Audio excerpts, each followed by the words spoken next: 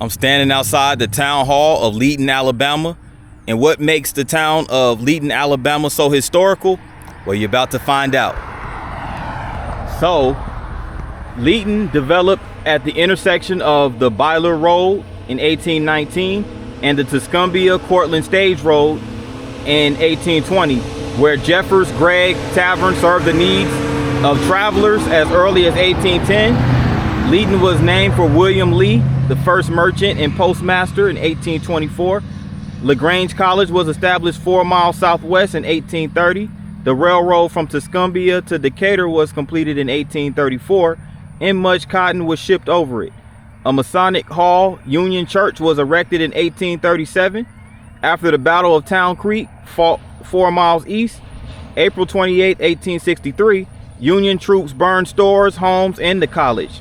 Leighton was rebuilt and became a thriving commercial center for the surrounding area. The town was incorporated in 1891, and Main Street, aka County Line, divided Colbert and Lawrence counties until 1895, when the boundary was moved to Town Creek. The weekly Leighton News was published by F.W. McCormick. By 1910, the town had 7 general merchandise stores, 3 groceries, 5 cotton buyers, 2 hotels, a bank, grist mill, doctors, lawyers, undertakers, druggists, livery, and justice of the peace. The old tavern was moved in 1911 to a spot 75 yards west of this location. Colbert County High School opened in 1910 and served much of the county. Leighton Training School served the black community from 1928 to 1970. Other historic structures included Dr. Kump House, King Lyle House, Lecky House, and the Fennel House and Claude King House, all in between the late 19th to early 20th century. So it looks like Leighton was once a thriving town right here in northern Alabama. Let's go.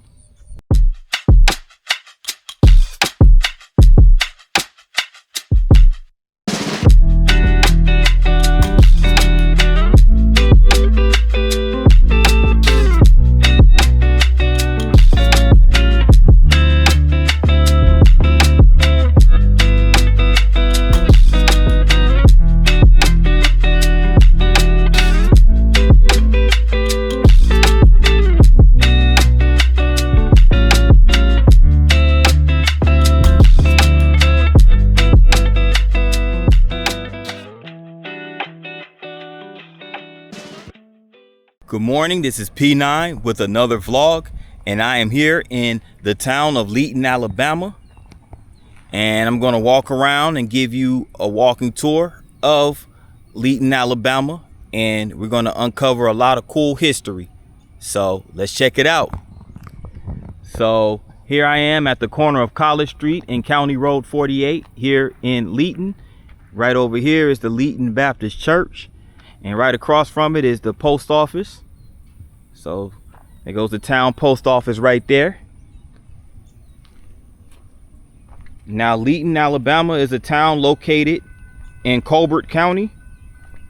And the thing about Leighton is that it is located not far from the Florence and Muscle Shoals metropolitan area, better known as the Shoals area of Alabama in northwest part of the state.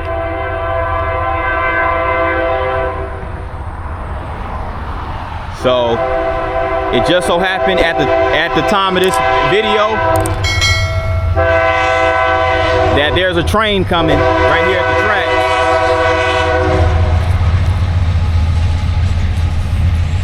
So a freight train is passing through. So it's going to be a little while, probably not too long, but there's a train passing through. So there's a railroad crossing right over here by Leighton Town Hall.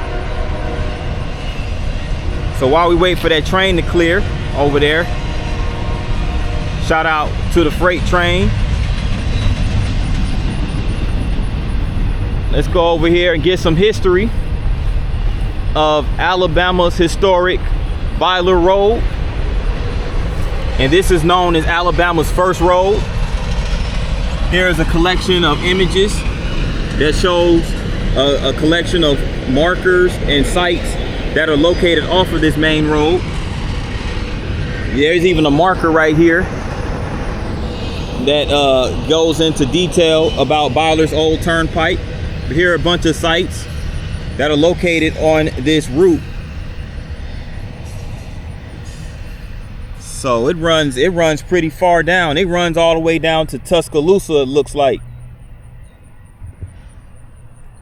But Pioneer, Alabama settled path to new lands, agriculture, transport, and a commerce that began in northwest Alabama. A 140-mile corridor / route designated on December 19th, 1819 by the state legislature. This was Alabama's first legislative action. It started at the junction of Shoal Creek and Jackson Military Road, 10 miles northeast of Florence, Alabama in Lauderdale County. It ended at Warrior River Falls at the state capitol crossing at Tuscaloosa, Alabama.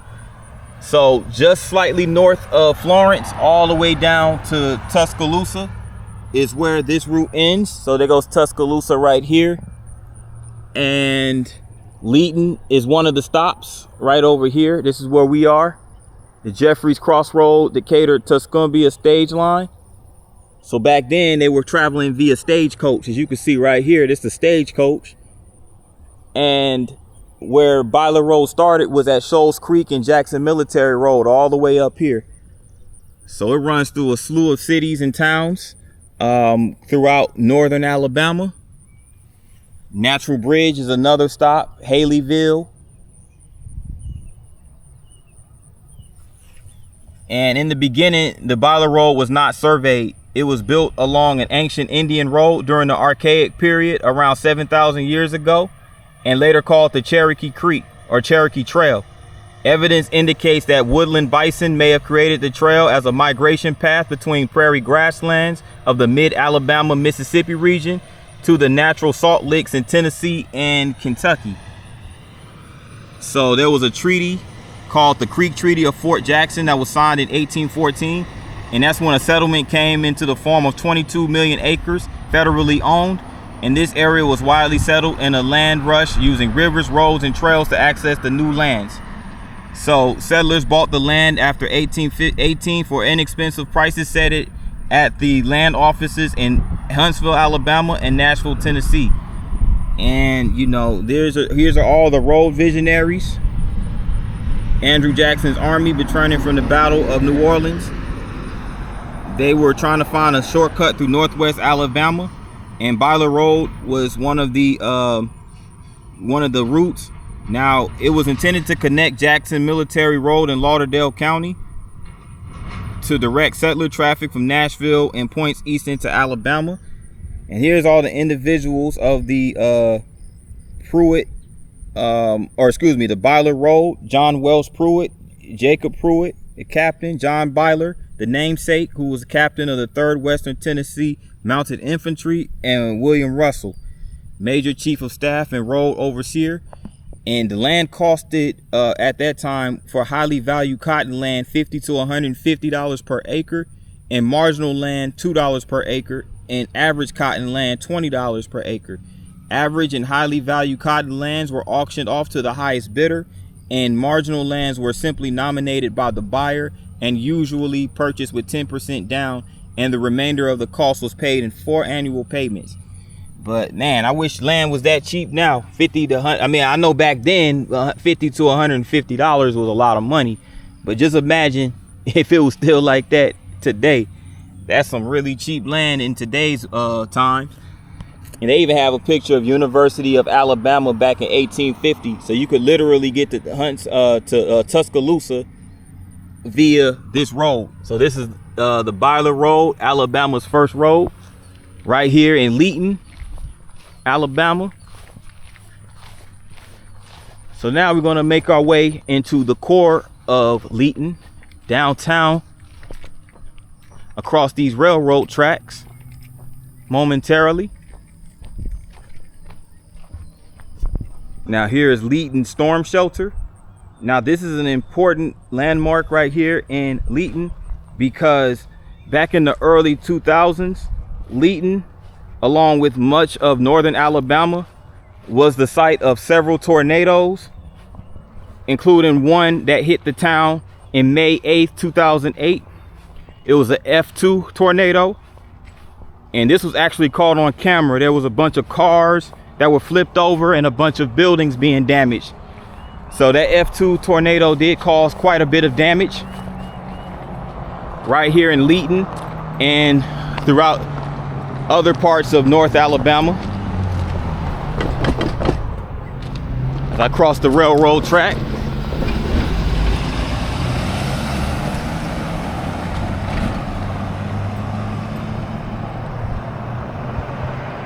right over here into downtown.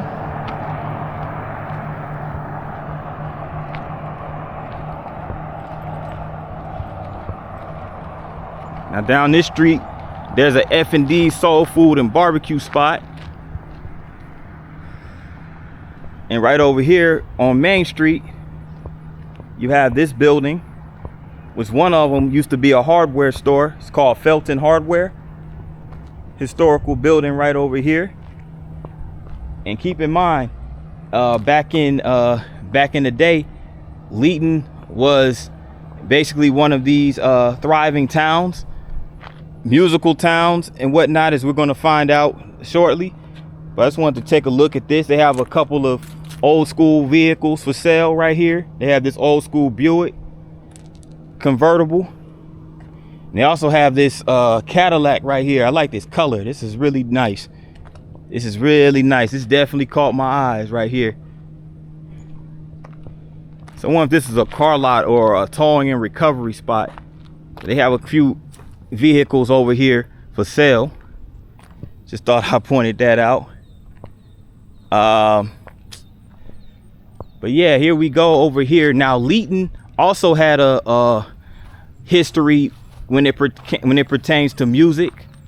It was a musical town back in the day. It wasn't just Muscle Shoals, which a lot of people talk about.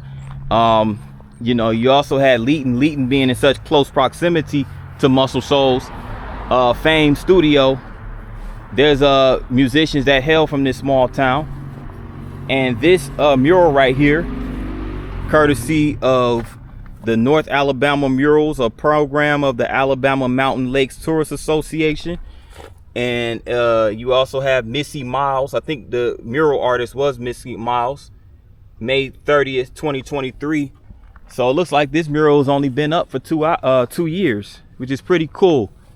Pretty cool. But right here you have a painting of Jimmy Hughes, a major recording artist in the soul industry, the soul genre. So that's Jimmy Hughes. There's a painting of one of his records called Steal Away, Muscle Shoals, Alabama. So these were recorded at the famed recording studio in Muscle Shoals. But Jimmy Hughes was part of that era of soul musicians that came from Alabama and that recorded records here in Muscle Shoals. And he is a native of Leighton. So that's him right there on the microphone. Leighton, crossroads of the Shoals. And you also have this right here. You have this painting of Atlantic, 45 RPM. And this was a painting of Percy Sledge. Percy Sledge, as you guys probably know from the song When a Man Loves a Woman. There goes his record right here. Percy Sledge, produced by Marvin Green and Quinn Ivy. So Percy Sledge also hails from Leighton, Alabama. And that's him right there. So two very talented soul musicians, Jimmy Hughes, Percy Sledge, hail from Leighton, Alabama. And once again, shout out to Missy Miles for this beautiful painting that illustrates the history of this small town. So let me go ahead and cross the street right here real quick. And you also have this right here. This painting, again, it's the Felton Hardware building. And you have this painting of some piano keys that also illustrates the musical history right here in Leighton. And you have this sculpture dedicated to Percy Sledge. Leighton, and it has Leighton right here, established 1824. And it has When a Man Loves a Woman, and also has Warm and Tender Love. So those are two of his hit songs. And that's Percy Sledge. That's his name right up there. So it's a really good way of paying homage to the legend that hails from Leighton, Alabama. So yes, this is one of those cities that's located along the Soul and Blues Trail. You also see a few more older buildings right over there.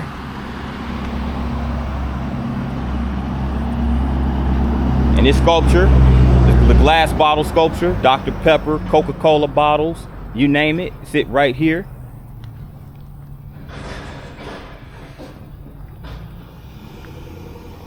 And this used to be, I wonder what this building used to be. Very historical building, it looks like. I wonder if this was once a grocery store or a dairy. It might have been a dairy. It looks like it may have possibly been a dairy building, a dairy producer. It says Underwood Dairy, producer of grade A milk on that sign over there. But yeah, it's a couple more buildings over there. It's a building right here. All of those look abandoned.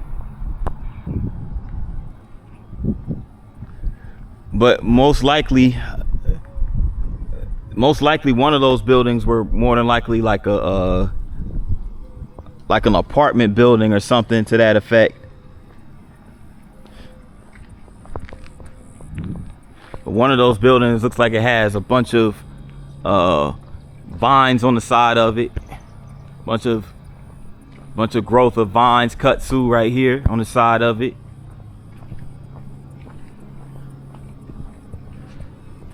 And here goes the sound. It says the Sounds of Leighton, and this is paying homage to the Colbert County High School Band. Continuing tradition of music excellence, the Colbert County High School Marching Band from Leighton, Alabama was invited to perform at the 80th Pearl Harbor commemoration event in Hawaii in December of 2021. The band, under the direction of Logan Pouncey, represented the state of Alabama at the historic event. So shout out to the Colbert County High School Band. They were selected to basically perform at a major event in Hawaii. I mean, you know you big time, and if you're invited to perform at an event such as the Pearl Harbor commemoration event, that's a major event right there. So shout out to that band right out of Colbert County.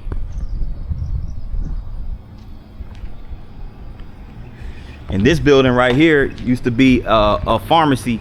It was called the Model Drug Company, and it was within the Harris family since 1920.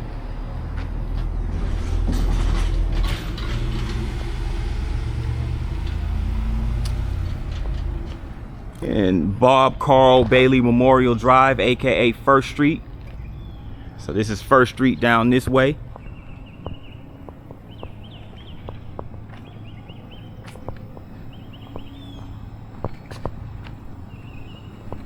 Make my way across the street.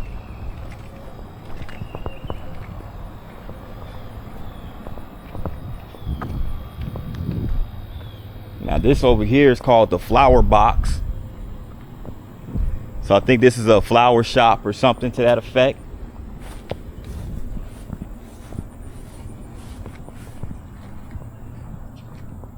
And this looks like a little trail or something outside the Leighton Civic Center.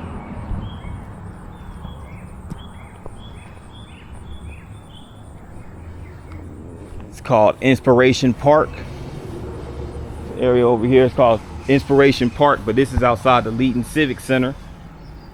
So they have some artwork, and I believe this may possibly be the library, because it has an illustration of a bunch of books right here. It's a really nice mural on the side of this building. So I'm presuming this is a library, but they have this really nicely designed park called Inspiration Park. So they literally have a bunch of illustrations of what looks like children's books.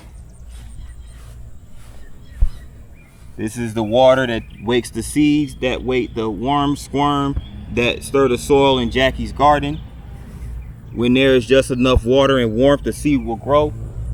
So this is a sensory garden. So they literally have a community that grows a bunch of gardens for public display.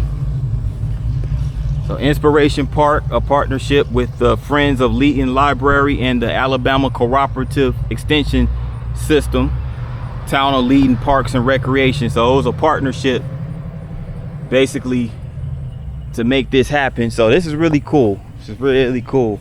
Talking about planting seeds, harvesting crops. Really cool, really cool.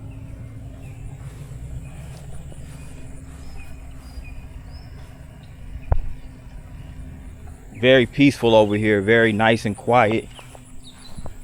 It's good that they have stuff like this for visitors and the community.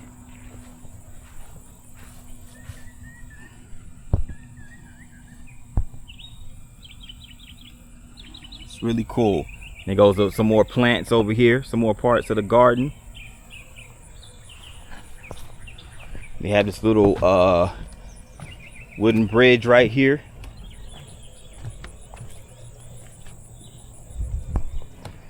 And here's some more of the garden.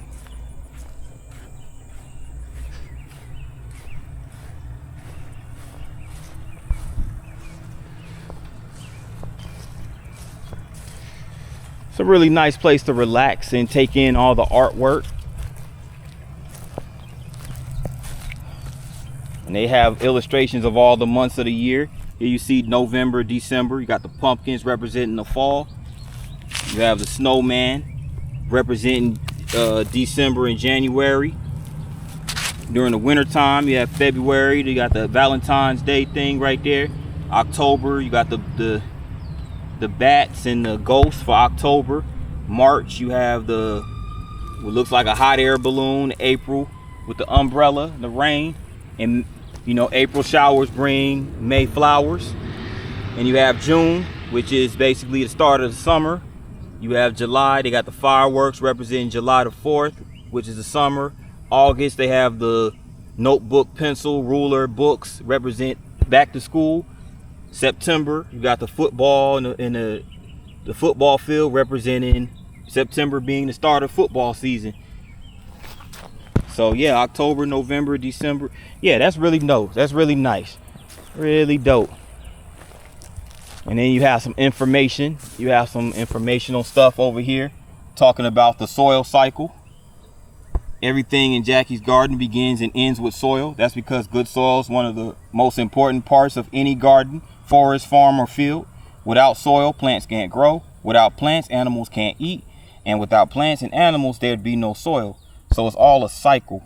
And it's all about nutrition. You know, so the soil needs rain in order for it to be nutritious, so that it could put out a harvest of really good growing foods and fruits, things of that nature. There's how to make a compost pile. So not only is this place filled with visuals, it also teaches you how you could, you know, very valuable information as it pertains to composting a pile and planting seeds and growing fruits and vegetables. Look at this. They have island tilapia. They have ingredients for the island tilapia. I need to take a picture of these. Fiesta confetti. I need to take a picture of these. I'm going to try to get as clear as I possibly can.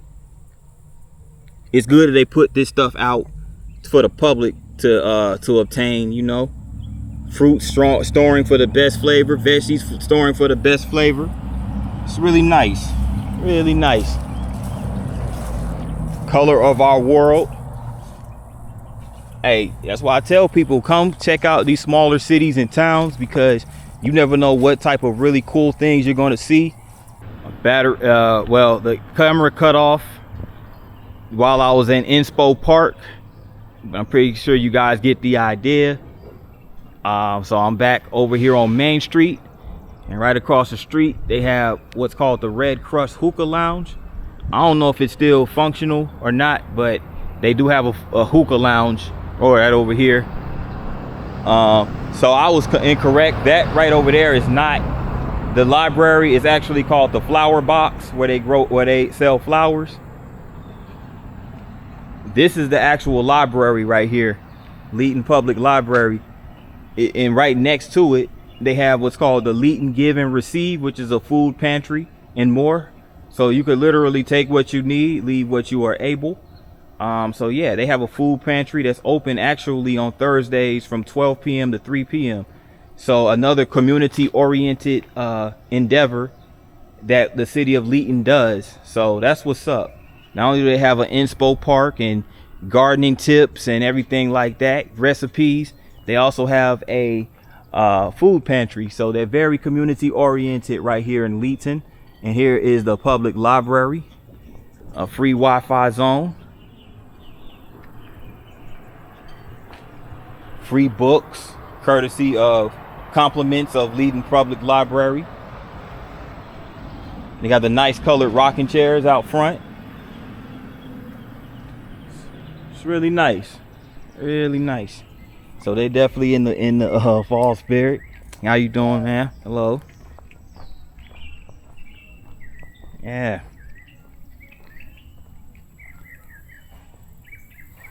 Now this is like a really cool laid back area to be in. You see the lady just riding her bike. It's a nice relaxing day to do so. And here's a marker of Frank R. King, founder, Tennessee Valley Historical Society. So this is some information of Frank King, who founded the Tennessee Valley Historical Society. He was born right here in Leighton on October 30th, 1959, the son of Hartwell Richard and Mary Henderson King. He grew up on a farm and attended common schools in Leighton and Trinity. He attended the University of Alabama from 1875 to 1876. Returning to Leighton, he became a clerk in his brother William's mercantile business. He succeeded in his brother in the firm in 1880 and was later known as F.R. King and Company. King's professional career helped foster his personal interest in preserving the history of Northwest Alabama. In 1902, he posted an advertisement in the Leighton News asking the objects of historical significance be brought to his store, whether he would label and display them alongside his own growing collection. So yeah, that's Frank R. King. He was a huge figure right here out of Leighton, Alabama. So here's some more information. He sent letters to like-minded residents of Colbert, Franklin, Lauderdale, and Lawrence County seeking to form a regional historical association. The Tennessee Valley Historical Society was founded at the Chamber of Commerce building in Sheffield on November 15th, 1923 with 37 charter members. And so basically, you know, when it comes to the history, the mounds, and preserving the history in the area, Frank King founded the Tennessee Valley Historical Society to make sure to preserve the history in the Tennessee Valley region, which is where Leighton is located. So RIP to Frank King. And it says Leighton Museum right here, but I don't know if this is a museum or if this is a bank. Or does it function as both, a museum and a bank? Pretty cool if it does. You know?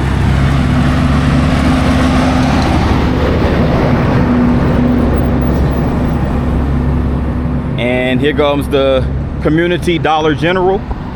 I feel like every small town in America has a Dollar General. So shout out to DG.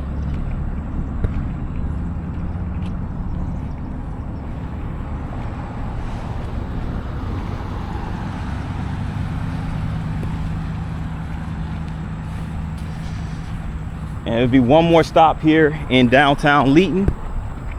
And this will be the Leighton United Methodist Church. It's a historical building. So we're gonna get a little bit of history. It's right across from this Dollar General. But we're gonna get some history of the Leighton United Methodist Church before we proceed to another historical site here in Leighton, Alabama. But this is Leighton's United Methodist Church. Here's a historical building right here. And Reverend Bradley Hips is the Reverend here. But the United Methodist Church right here in Leighton has a rich history of Methodism, which predates the creation of Colbert County. Local Methodists helped raise $10,000 to persuade the Tennessee Methodist Conference to build LaGrange College 4 miles southwest, which opened in 1830. In 1837, William Lee donated an acre lot on County Line Road. Of course, that's what Leighton, who's Leighton's named after. It's named after William Lee. And he built he donated an acre lot on County Line Road in Leighton for construction of a brick building to be used as a meeting place by local denominations and the Masons. So by 1902, under leadership of Reverend J.A. Brock and with a membership of 168, the congregation of Leighton Methodist Episcopal Church South elected to build a new church on this lot. So the building committee consisted of Thos Lyles, Claude King, F.R. King, J.H. Hall, D.L. Spangler, and J.A. Lindsley. Architects J.B. Carr and Company of Birmingham designed the 400-seat sanctuary, which featured an elevated choir above. So, yes, this is a very historical building that still operates today as the Leighton United Methodist Church. And here's some more history. There's a bunch of families who, the church families right here. It's the name of a bunch of them. A fellowship hall added in 1939. George Gibbons placed the beautiful wooden carvings above the altar in 1966. And the Emmett King home next door was given as a parsonage and later became the church family life center. So I'm guessing this house right here, perhaps, is the Emmett King home. And the name of the church was changed to Leighton Methodist Church in 1939 and to Leighton United Methodist Church in 1968. The centennial celebration held on June 22nd, 2003 was a great event with the ringing of the old bell, worship, and lunch. So sponsored by Leighton United Methodist Church and Colbert County Historical Landmark Association. So very historical monument right here, still standing after all of these centuries and decades and whatnot, generations. But that concludes downtown Leighton. Just one more site we're going to check out in the city and we'll be on our way. I'm over here in LaGrange College Park, and this is the original site of LaGrange College, which is the predecessor to the University of North Alabama, which is presently located in Florence. So LaGrange College opened here in January of 1830 in a mountain hamlet a few miles south of Leighton in eastern Colbert County. So you're going to see this is the old campus of LaGrange College, which basically the idea was conceived in 1826 at a meeting of the Tennessee Conference of the Methodist Episcopal Church to establish a college that would be not religious or theological. And you see a lot of these historical buildings right here. Now, it was a college from 1830 to 1857. So we're talking the mid 19th century, as you can see right here. It was it was a college from 1830 to 1857 and a military academy from 1858 to 1862. So this is a village of LaGrange. Fountain 2012 in memory of May Hayes.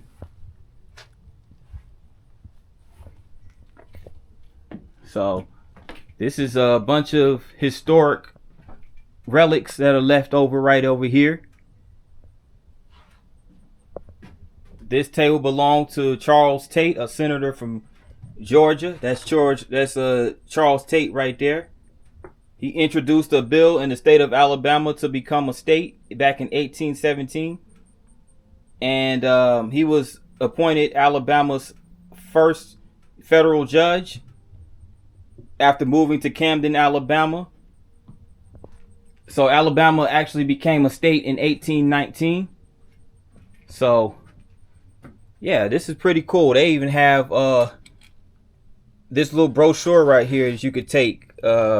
West Point of the South, 1830 to 1863, LaGrange College and Military Academy.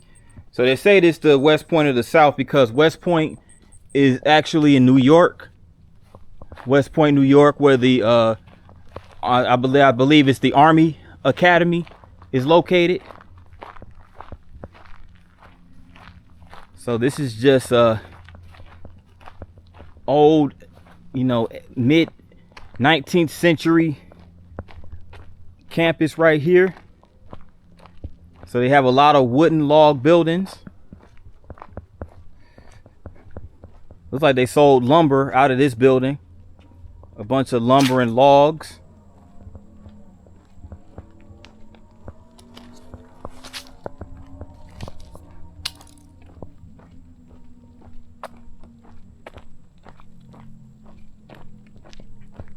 This is actually a barbershop right here. Leatherwood Barbershop.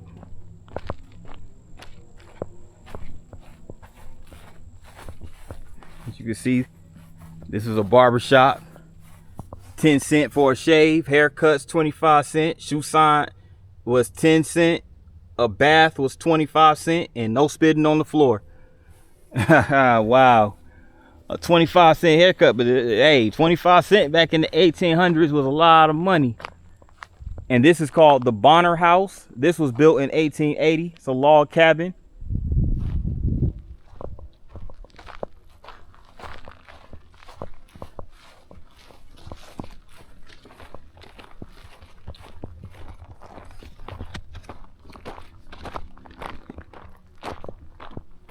They have an observatory right here. And a chapel. So, this is where the students would come and get their praise on or whatever they did.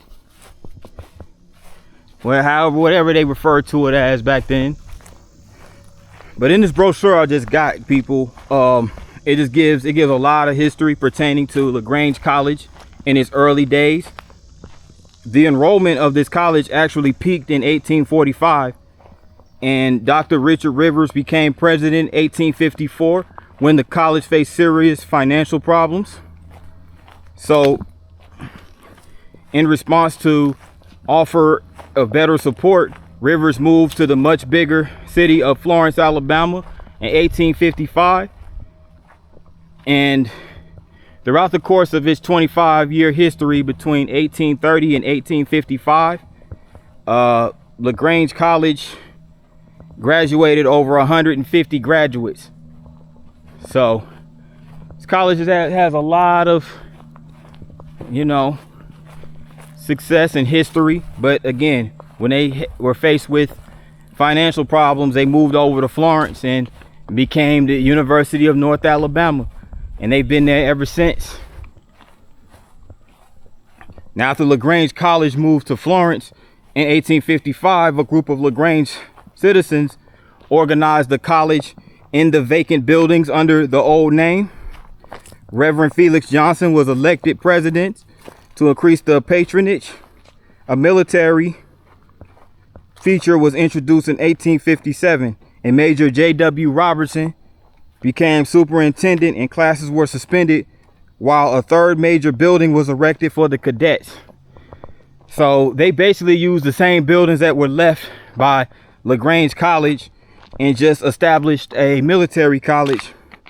They provided military equipment and scholarships for students, and the academy soon flourished and became known as the West Point of the South.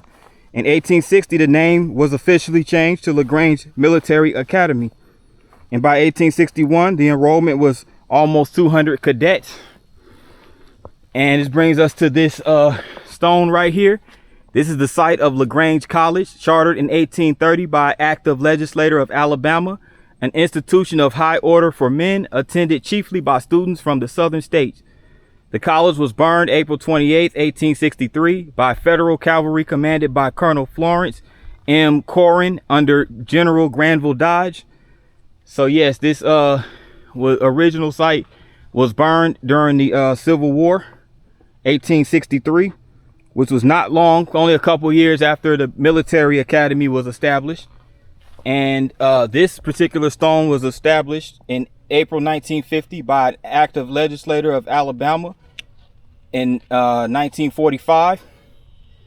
And here are the presidents that served from the time that it was established in 1830 up until 1862 during the midst of the Civil War. So shout out to all these presidents. Reverend Felix Johnson, as we mentioned earlier, J.W. Robertson. They were the last two presidents of LaGrange College.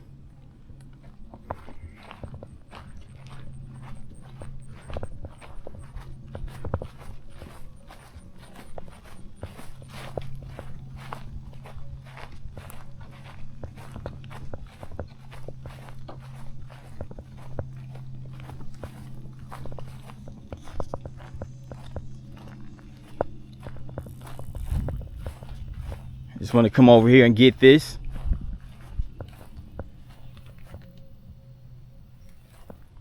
It's a nice little sculpture right here. It's one of the Confederate soldiers in the Civil War. And they also have this skull right here. Interesting. It's pretty creepy. You know what I'm saying? Wow, it's pretty creepy. But yeah. This is basically just rehashing what was in this pamphlet right here. But this is just a marker for the LaGrange Military Academy.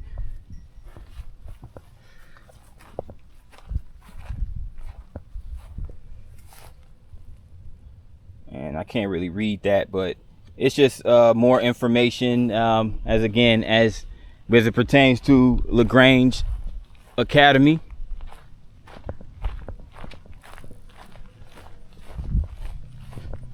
So yes, this site sits it sits in a mountain hamlet. So we're going to be we're high up. We're pretty high up on a mountain right now.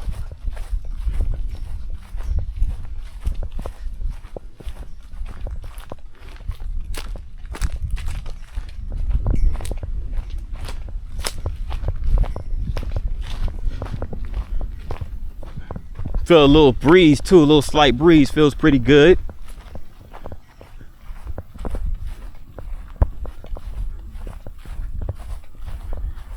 And you're going to see momentarily what I'm talking about.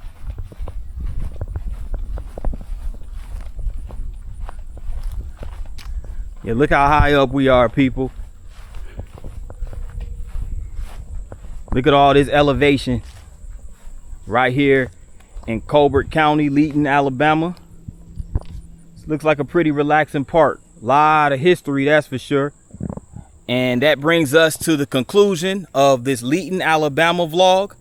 Glad I got a chance to dig into the history, share it with you guys. Downtown Leighton, the Shoals, history of the Shoals music right here in Leighton, as well as LaGrange College / Military Academy, which is the final stop of this Leighton vlog. So thanks very much for everybody for sticking with me in this vlog. If you made it this far, make sure you hit the like button. Also, if you're new to this channel, make sure you hit the subscribe button along with the notification bell. That way you get notified each and every time I drop a new vlog. With that in mind, good people, thanks again for watching. See you on the next one. Peace.